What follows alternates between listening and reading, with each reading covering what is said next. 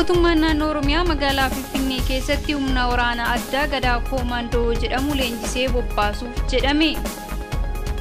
Itoophiyaa keessatti aangoota mootummaa hojii irra jiraniif doktoreetiin kabajaa akka hin kennine seera dhorkuun ministeerri barnootaa labse. Oduu biyya alaatiin Somaaliyaatti gareen shororkeessaa Al-Shabaab haaraa iddoo ijaaruun Somaaliyaa weeraruuf qophii xumuruun isaa dhagahamee jira. Ashama harka fuunee kabajamtootaa fi jaallatamtoota maatii miidiyaa madda olaabuu. Kun matootii oduu isinitti himneeti jira amma oduulee bal'inaatti darbina odeeffannoowwan haaraa waqtaawaa argachuudhaaf yuutuubii madda olaabuu sabiskiraayib gochuu hin dagatina.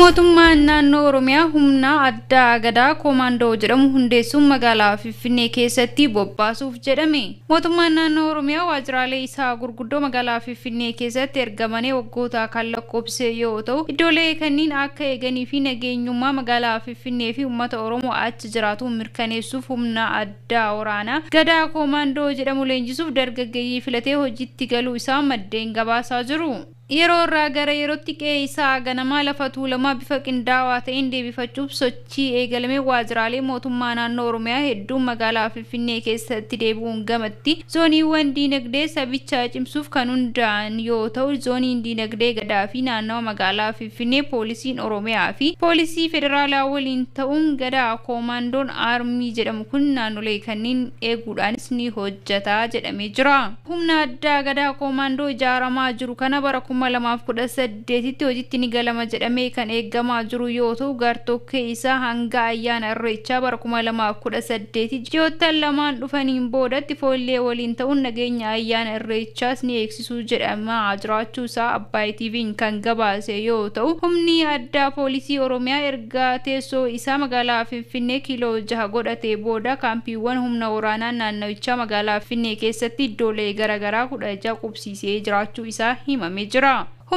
Humni waraanaa haaraan gadaan hundeeffamee jiru kun magaalaa Finfinnee qofa osoo hin taane magaalota akka Bishooftuu, magaalaa Mojoo fi zoonii dinagdee gadaas ni eegama jedhamee kan abdatamaa jiru yoo ta'u, magaalaa Finfinneetiin gamattis magaalota naannawaa Finfinnee jalatti argaman hundaayyuu to'annoo isaa poolisii Oromiyaa fi poolisii federaalaa waliin ta'uudhaan ni to'ata jedhamee jira.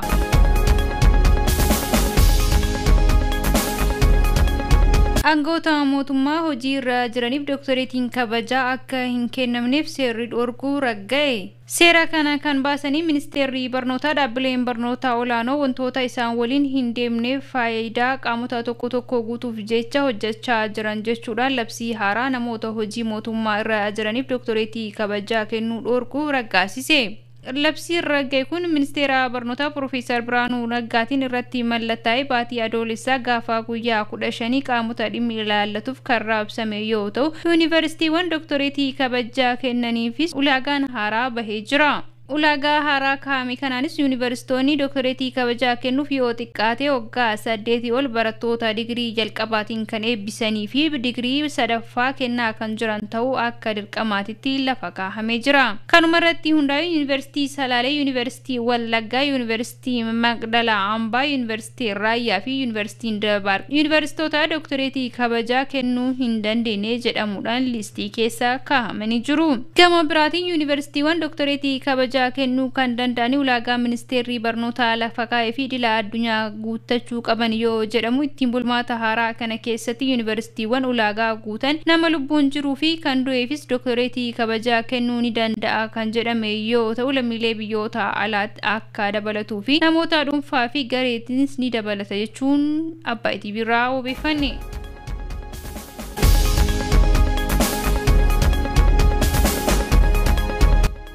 Somaaliyaatti gareen shororkeessaa Al-Shabaab haaraatti of ijaaruun Somaaliyaa weeraruuf qophii xumuree jiraachuun isaa dhagahame. Gareen shororkeessaa idila addunyaa kan ta'e Al-Shabaab haala inni ittiin of ijaaraa jiruu fi sochiin inni giddu galeessa Somaaliyaa taasisaa jiru magaalaa guddittii Somaaliyaa Mogadishoo qabachuu danda'a jechuudhaan bulchiinsi Somaaliyaa sodaa qabu ibsee jira. Gareen waraanaa Al-Shabaab kun waggoota dheeraaf mootummaa Somaaliyaa weeraraa kan ture yoo ta'u, nageenya Somaaliyaa eegsisuuf gamtaa Afrikaa jalatti kan socho'u waraanni Itoophiyaa nageenya Somaaliyaa eegsisuuf eenyu olittu gahee guddaa taphachaa turuun isaa kan yaadatamu yoo ta'u Itoophiyaa fi Somaaliyaan hariiroo dippiloomaasii gama nageenya eegsisuu qaban Itoophiyaan waraana gamtaa Afrikaa jalatti Somaaliyaa haa bobbaaftu malee nageenya Somaaliyaatiif waraana kumaatamaan lakkaa'u achi qubsiisuun ishee kan yaadatamu yoo ta'u haa ta'utii malee erga Itoophiyaan karoora galaana diimaa qabachuuf karoorfattee wal qabate hariiroon biyyoota lamaanii laafaa kan dhufe yoo ta'u pirezidaantiin Somaaliyaa Hassan Sheikh Mahmudii fi ministeerri muummee Itoophiyaa gidduu jiru hariiroon isaanii bora haa dhufu wal qabate Somaaliyaa irratti waraanni kun akka cimu isa taasisaa jedhameera.